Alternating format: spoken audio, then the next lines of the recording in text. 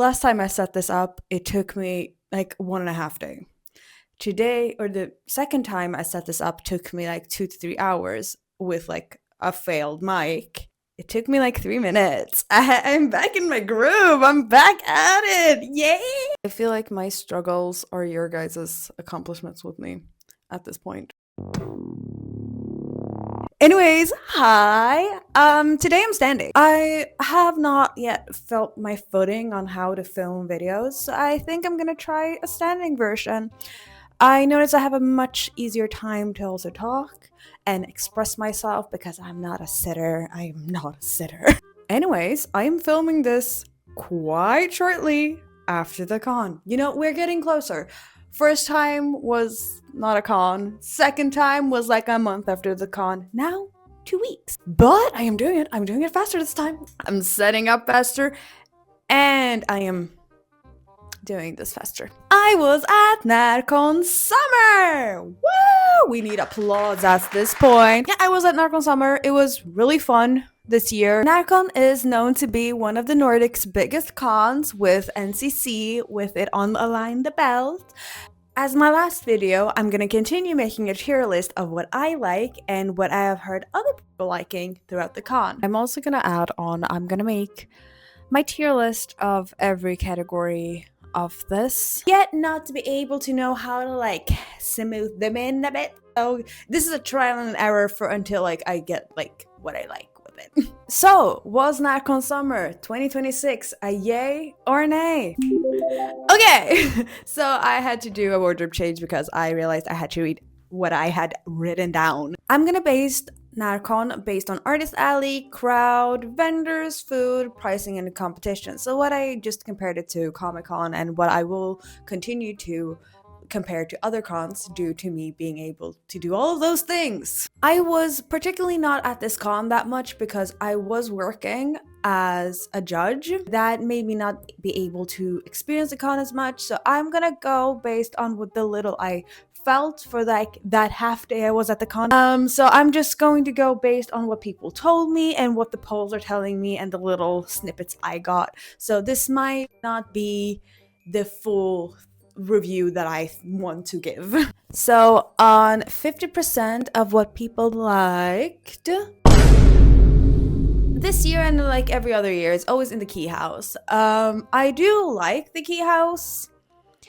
It's just really cramped. Like, this is like the main complaint they always get. It's like super cramped and it's really hard to navigate. I did like that they took the feedback from one of the mini rooms that they actually like didn't have as many tables of like artists in there, because you could actually semi-walk there when it wasn't packed in the middle of the day. I didn't feel that claustrophobic feeling I've been feeling for the past 2 years when they have put it in that little room. The key house has a lot of small activities too, so all the meet and greets and all like the workshop things were also in that house. So like it was really cramped because everyone was trying to get in there for their specific reason. Either it was for Artist Alley, either for workshops, or because they knew someone in Artist Alley or something. It was really, really cramped. That you could clearly see that there were some improvements with Artist Alley. I will give them their little flowers. I do like that they have Artist Alley outside because I am able to like find something at least and not feeling that pressure on it. So here's a pic of Artist Alley, where I would put Artist Alley on like mid. It wasn't doing that much for me, but like it was a little bit cramped, but it worked. Next up in the poll, that was on a 41% on liking and 51% of disliking, was...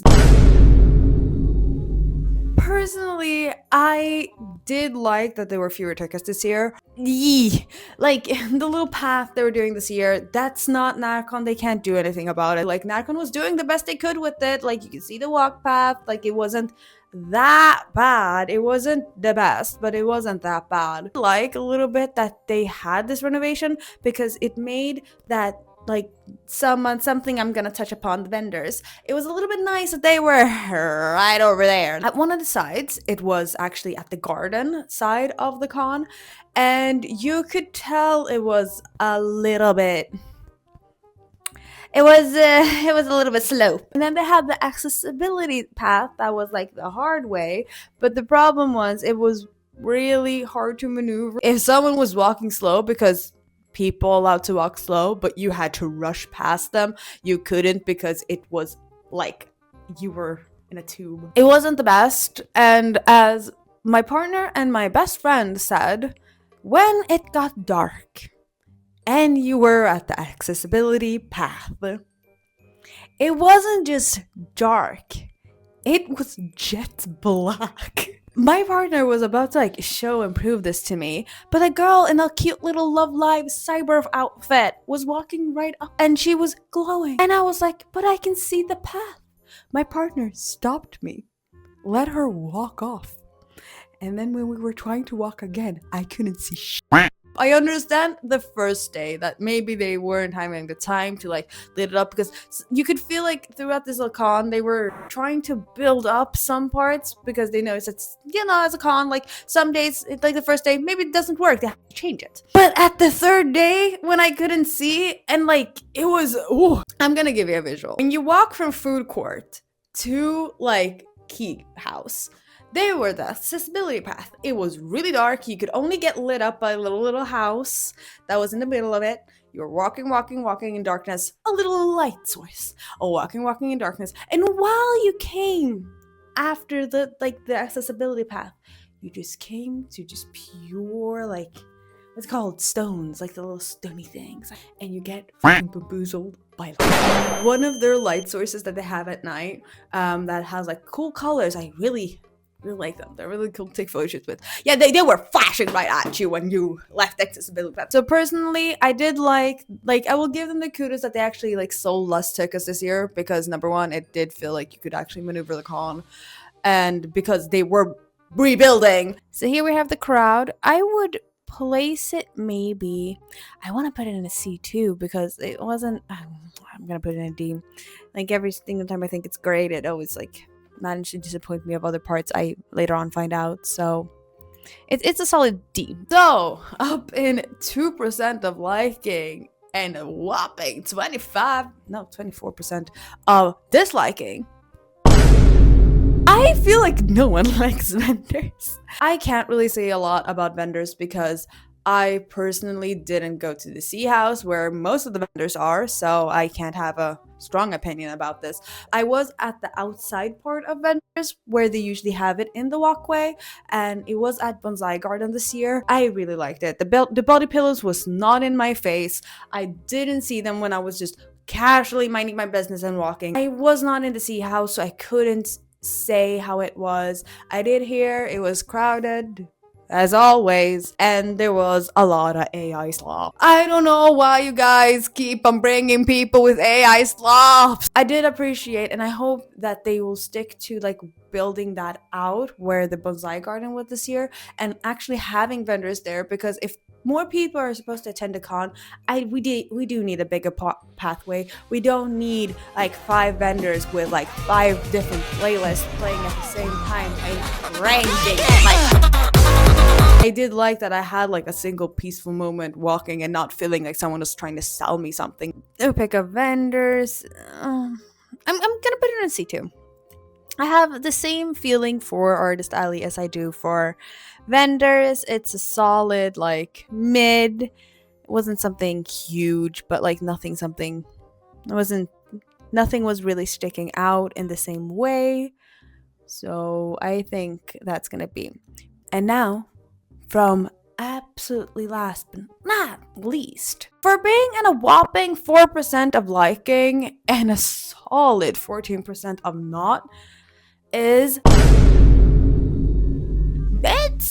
it's giving lukewarm. I am in the 4% with like liking the food this year, but it's also because I only ate boba and langos. Like if you saw my poll, you would see that I only posted about the boba and the langos. I was so fucking excited. And then I also ate the popcorn chicken that they had at Närcon's winter. You could really tell that this year they were a little bit skimping on the vegetarian and vegan food. My partner that had a little bit of a hard time finding food throughout the con and finding like the different stalls that would have it.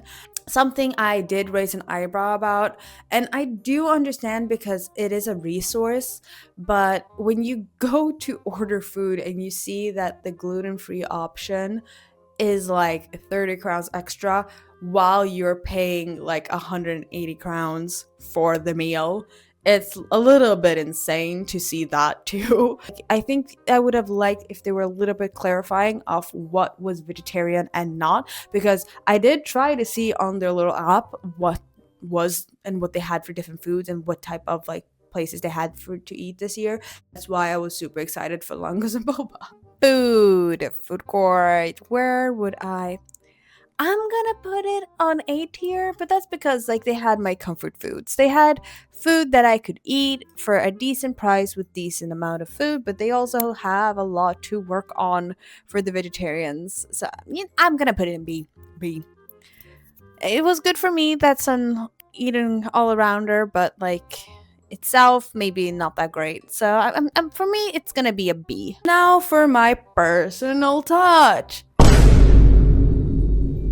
I love my competitions. Have I I love to stutter too. I began at Närcon Summer, and this year I am competing at Närcon Summer again, and I did it at the intermediate and novice level on Thursday. The whole system, because it's a bigger con, it is after judging. Most of the convention I have been to has have post judging, but now we had after judging, and they only select a few people, or select.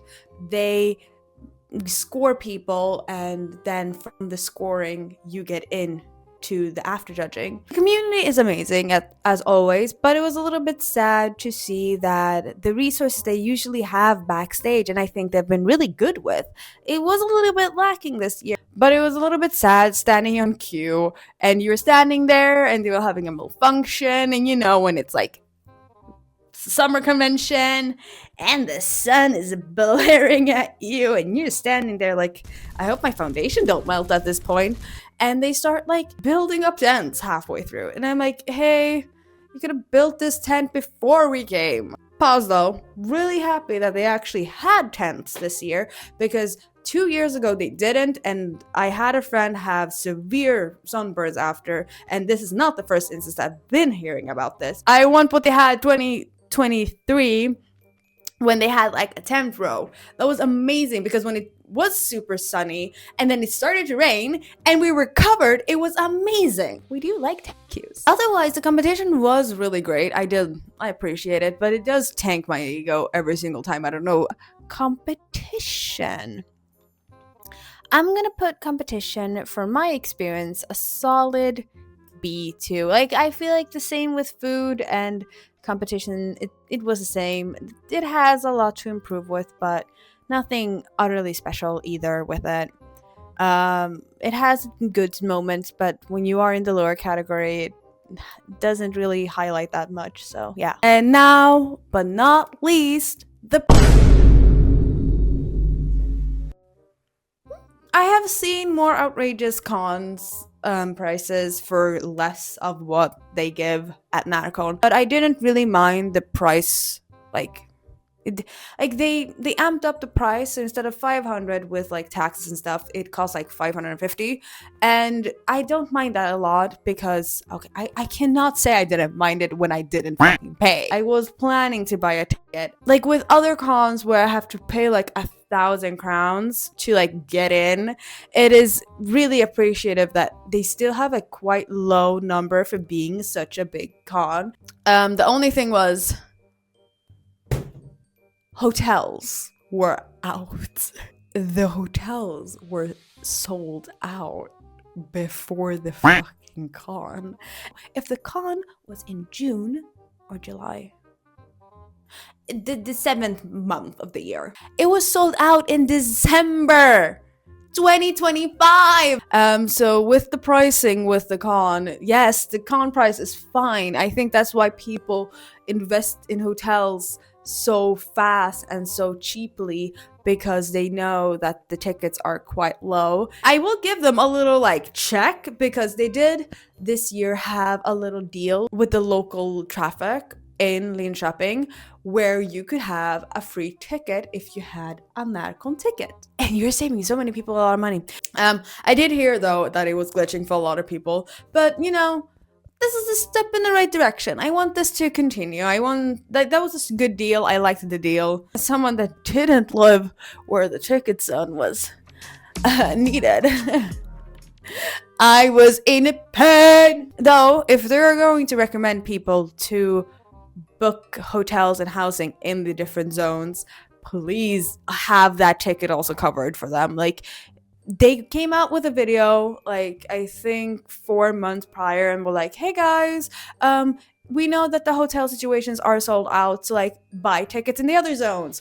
But the problem is, if you bought a ticket, like if you bought your hotel in another zone, their ticket was basically useless because you were paying for like the transport still. So if they're gonna do that and recommend people to take from the other cities, please like give the ticket like genuinely all around. Or maybe this was a one-time thing. I know I liked it, but I think there's improvements. There's always. And then we have pricing. I'm gonna put it at A tier. I feel like with the pricing you do get of the convention and what like actually includes in the ticket, and with like this year that they had free transport for people that were living in Linköping. Obviously it's not S tier because I just said why, but I do like it here. Like it's like that was like the best part. Like I didn't feel like my wallet was burning, and I'm a broke girly. So now I'm going to plop up my phone. Classic. You can tell that I've only been listening to Petals and Tyler for like the past week. Oh no, my print! Oh no, it's supposed to be there. Oh shit! Okay, I forgot that I had actually people telling me a lot of stuff. One person said that the absolute highlight of the con was the Sylvia Gunner rave, hands down. Blessed memes and Tarzans. I do not know how to say that. I always go to raves. This is the only time I didn't do it. It was a little bit sad. The next one said, so many people on Saturday, it was actually impossible to walk around the con. I came late that day and I stuck around for like 2 hours in cosplay, had my photo shoot, and then left to change. And then I just semi-hovered around the con until I went home for my best friend after her work day, but I was sitting like backstage the whole entire day. Next one said, Bonsai Garden was good, even less veggie food than usual. Okay. Real. Like I said, like what we doing? Next person said, some stuff felt kind of disorganized, and I will have to agree with that. Disclaimer, they were doing their absolute best. Every flipping voluntary people were doing their absolute best with what they had, but you could really feel like if you were worker of a worker, they didn't get the proper instructions. You could tell, because there is a certain standard that we could feel and want to serve to people, but like we are not getting the proper information. So it was a little bit sad to see like a little bit disorganized, both as a con goer and as a competitioner and as a judge. But thank you to everyone that participated on my Instagram poll. It's always appreciated, and I am always really happy too, because this con I really needed this poll. So thank you to everyone that gave me their opinions. Follow me and all the links in my bio. And if you want to see more or hear more of me, as said, the subscribe button is right over there. I will be start posting a little bit more frequently because I have just gotten some more motivation. I will see you guys in my next video, and thank you and love you and bye!